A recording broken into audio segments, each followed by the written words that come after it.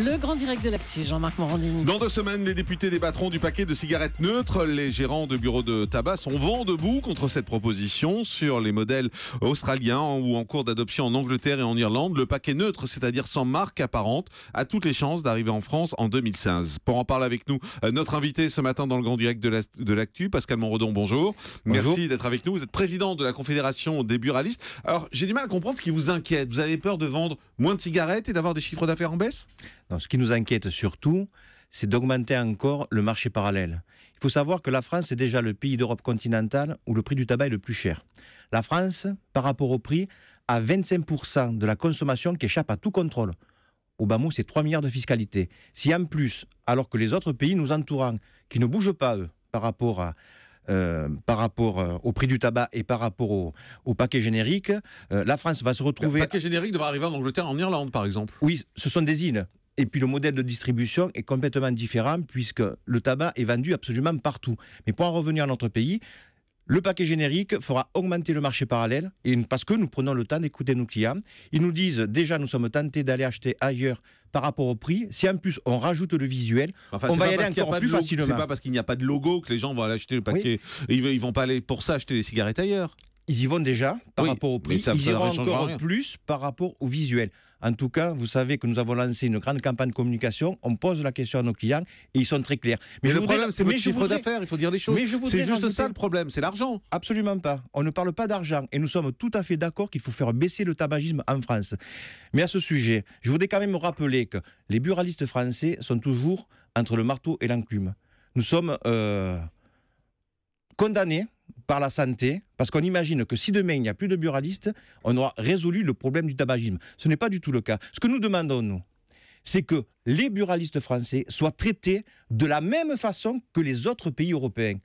L'Allemagne, le tabac est moins cher, il n'y a même pas les photochocs que nous connaissons en France.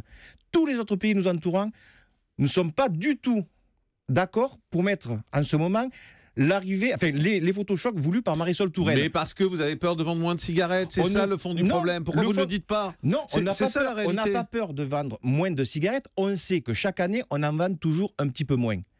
Et nous sommes en train de nous diversifier. Et vous êtes content quand les gens arrêtent de fumer? Bien sûr, parce que nous avons d'autres produits comme la cigarette électronique à leur proposer. Parce que nous ne sommes pas quand même des pères et de famille insensés et insensibles de voir un gamin fumer. Mais je voudrais rajouter aussi quelque chose sur ce sujet-là. L'État aussi nous dit très régulièrement, mais écoutez, on va vous accompagner, on va vous diversifier, parce que n'oublions pas que c'est l'État notre patron. Et c'est l'État qui a permis l'année dernière de faire fermer 1100 boutiques. C'est 2500 emplois. Et là, je peux vous assurer que c'est l'ignorance de la part du grand public, sauf pour celui qui va acheter son paquet de cigarettes ou son journal au bureau de tabac du quartier, mais c'est surtout dans l'indifférence la plus complète du gouvernement. Et c'est là où nous sommes inquiets, parce qu'on nous promet qu'on va nous apporter d'autres services publics pour nous diversifier. Mais non seulement le gouvernement ne nous le propose pas, mais en plus, depuis lundi, annonce qu'on peut acheter son timbre passeport sur Internet et qu'ils ne sont même pas capables, parce que soit ils n'ont pas les moyens, soit ils n'ont pas la volonté, soit ils n'ont pas le temps, de proposer ce service aux buralistes pour qu'on puisse le proposer à nos clients. Il y a de quoi quand même s'inquiéter par rapport à tout ça. Je rappelle, Pascal Monredon, que vous êtes président de la Confédération des buralistes. À aucun moment dans votre discours, vous n'avez dit c'est super, ce paquet de cigarettes neutres, ça va permettre de faire baisser la vente de cigarettes et le nombre de gens qui fument. Vous êtes insensible à ça? Mais on n'est pas insensible à la baisse de la consommation. On n'est pas insensible quand... Donc vous dites bravo? Non, on ne dit pas bravo, on dit qu'on nous met à une compétition supplémentaire par rapport aux autres pays européens.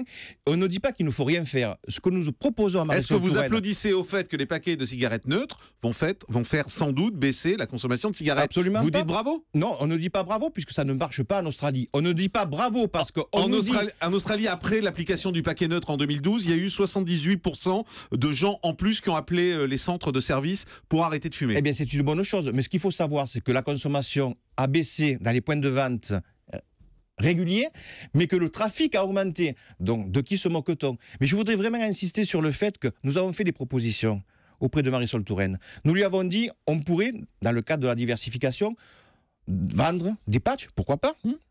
On leur a proposé même de mettre, parce que c'est nous, les pluralistes, qui sommes en premier en contact avec les consommateurs, avec les fumeurs, de mettre même de la prévention, des documents de prévention, s'ils veulent s'arrêter de fumer.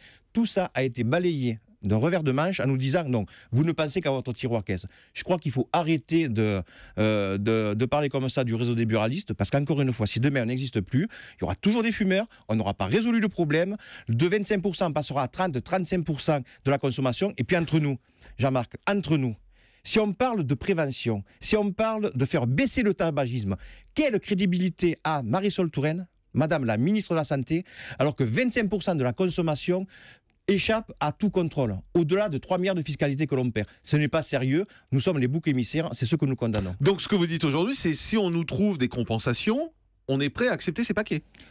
Non. Ce que nous disons, c'est qu'on veut qu'il y ait l'application de la directive européenne, que toute l'Europe le mette en place, que non seulement c'est la directive européenne qui doit se mettre en place, avec des photos recouvertes à 65% sur le paquet, mais au-delà de ça, que toute l'Europe se mette enfin en ordre de bataille pour lutter les mêmes règles partout. Pour lutter contre ce marché parallèle et le prix de vente. 39-21, on va prendre Jean-Claude. Bonjour Jean-Claude. Oui, bonjour. Bienvenue sur Europe 1, on vous écoute. Merci. Moi, je pense que c'est un mauvais choix de taxer les cigarettes et de faire ce genre de dissimulation de marque. Je pense qu'il faut responsabiliser les gens en amont. C'est-à-dire qu'on doit laisser les gens fumer, on doit laisser les gens boire. Par contre, par rapport au trou de la Sécu, par rapport au coût que peut générer ces addictions-là, responsabiliser les gens. C'est-à-dire que moi, je fume, on va dire, 4 paquets par jour. Monsieur Morandini, vous n'en fumez pas. Non. Pourquoi un jour, on aurait un trou de la Sécu qui fasse qu'elle tombe en faillite et que vous, développant, on va dire, un cancer du cerveau, ne puissiez pas être soigné parce que moi, j'aurais coûté 35-40 000 euros de chimio parce que j'aurais fumé 4 paquets de clopes par jour et je ne me serais pas privé. Je pense qu'en amont, et je pense que ça réduirait le trou de la Sécu, il faut, comme pour les mutuelles, comme moi, je suis chef d'entreprise, quand je fais un prêt pour une banque, on me demande une analyse de sang au-dessus de tel montant, une analyse des poumons, on me demande plein de choses pour pouvoir me couvrir. Pourquoi en amont, on ne préviendrait pas les gens que si on fume un paquet de clopes par jour, la Sécu vous prendra en charge qu'à hauteur de 60%. Si on fume 3 paquets de clopes, elle vous prend à hauteur de 30%. Et vous, fumeurs, vous devez compenser soit avec une mutuelle qui vous coûtera cher, donc de toute façon ça va vous coûter non pas en taxes sur les clopes, mais en mutuelle, soit vous prenez vos responsabilités, vous saurez qu'un jour ou l'autre, il faudra sortir 50 000 euros pour se faire soigner. Ça veut dire, Jean-Claude, ça veut quand même dire que seuls les riches auront le droit de fumer, quoi. Mais non. Bah oui, mais non. Bah oui, parce que seuls les riches pourront se soigner et les pauvres on les laissera mourir parce qu'ils ont fumé. Mais attendez, les pauvres ils ont les moyens de se payer des clopes quand même. Bah oui, mais peut-être pas 50 000 euros de chimio comme vous dites. Bah oui, mais donc on les laisse mourir. Bah non. On peut pas. Non, mais ils prennent leurs responsabilités. On peut pas soigner. On peut pas soigner les riches et pas les pauvres. C'est pas possible. Pardon ? On peut pas soigner les riches parce qu'ils auront les moyens de se le payer et pas les pauvres. Bah oui. On parle de responsabiliser les gens. Bah oui, mais quand on n'aura pas d'argent pour se soigner, on nous laissera mourir. Le mec qui fume 3 paquets par jour, il crame 30 euros par jour. Ça fait 900 euros par mois. Si ce mec-là, il n'a pas les moyens un jour de capitaliser cette somme-là et de la sortir pour se faire soigner, expliquez-moi, c'est pas mathématique. Alors, Pascal Morodon, président de la Confédération des buralistes. Jean-Claude, là où je suis entièrement d'accord avec vous, c'est qu'il faut faire beaucoup plus de prévention. Et là, je crois que c'est incontournable. Par contre, j'aime bien prendre l'apéro le midi ou le soir. J'aime bien boire 2-3 verres de vin. Si je fais une analyse de sang, la Sécu me dira, écoutez, vous êtes alors un chronique ou pas chronique. Par contre, si un jour vous développez une maladie liée à ça, on ne peut pas vous prendre en charge en totalité parce qu'il y a d'autres soins qui sont donnés à d'autres gens, des maladies qui sont développées de façon injuste et qui génèrent une priorité. Alors, la réponse de Pascal Morodon. Mais Jean-Claude, on peut faire ça aussi avec ceux qui mangent trop, qui ont du cholestérol. On peut faire ça aussi avec ceux qui font du ski et qui vont se retrouver pris d'une avalanche où on va envoyer un peloton de gendarmes, des hélicoptères pour essayer de les retrouver, où ça coûte des dizaines de milliers d'euros. Vous savez, la vie, c'est pas tout blanc ou tout noir. C'est parfois des nuances. Merci Jean-Claude. Merci Jean-Claude de nous avoir appelé. Merci Pascal Morodon. On a compris votre colère, on a compris les objectifs. Président de la Confédération des buralistes. Merci d'avoir été avec nous ce matin en direct sur Europe 1.